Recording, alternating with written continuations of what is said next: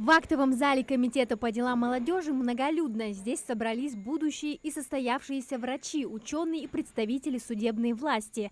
Повод – первая в республике международная студенческая конференция по организации здоровья. Молодые исследователи весь год готовили проекты и теперь делятся своими первыми серьезными научными открытиями. Одна из ключевых тем – как сделать контроль в медицине не карающим, а предупреждающим. Студент Адам Яндиев представил исследование о новых индикаторах риска для Росздравнадзора. Суть данного подхода заключается в анализе индикаторов риска, которые позволяют нам заблаговременно фиксировать признаки возможных нарушений в работе медицинской организации. Внедрение такой модели обусловлено заменой контрольно-надзорных мероприятий прагматическими мерами, которые в будущем позволят нам сократить необходимость дисциплинарных взысканий. Профилактике особое внимание. На конференции прозвучал доклад о распространении курения вейпов среди школьников. Сигнал тревожный. Исследование выявило не только масштабы проблемы, но и социальные причины, толкающие подростков к вредным привычкам, включая увлечение энергетиками. А вот работа Лейлы Гайтукиевой и Маки Султыговой – пример, как наука спасает целые семьи. Девушки изучали коварное наследственное заболевание – семейную гиперхолестеринемию, когда повышенный холестерин и риск инфарктов передаются с генами. Первый выявленный семейный случай на территории Республики Ингушетия, который является довольно-таки уникальным. В дальнейшем это помогает медработникам в маршрутизации таких пациентов для диагностики и раннего выявления и лечения.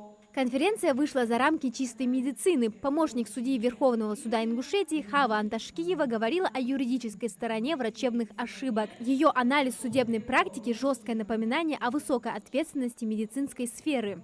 По закону время доказывания лежит на медицинской организации, как правило, потому что они выступают ответчиками. Но, как показывает практика, именно пациенту приходится активно участвовать в сборе доказательств. География конференции стала по-настоящему международной благодаря телемостам. Врачи из Австралии и Кении рассказали об особенностях работы в своих странах, что расширило горизонты для местных студентов. Судя по накалу дискуссий и уровню представленных работ, эксперимент удался. Возможно, именно на этой конференции зажглись будущие звезды медицинской науки, которые через несколько лет предложат прорывные решения для сохранения нашего здоровья. Где-то в октябре месяце были написаны первые статьи нашими студентами в рамках программ, которые реализуются на базе кардиодиспансера. Они будут опубликованы в ближайшее время на федеральном уровне в городе Москве. И, соответственно, со временем возник вопрос о том, почему бы не организовать знаковое мероприятие к концу года, чтобы подвести итоги и научной деятельности, и клинической деятельности. И в рамках этой работы были представлены те клинические случаи и доклады, которые вы могли наблюдать сегодня.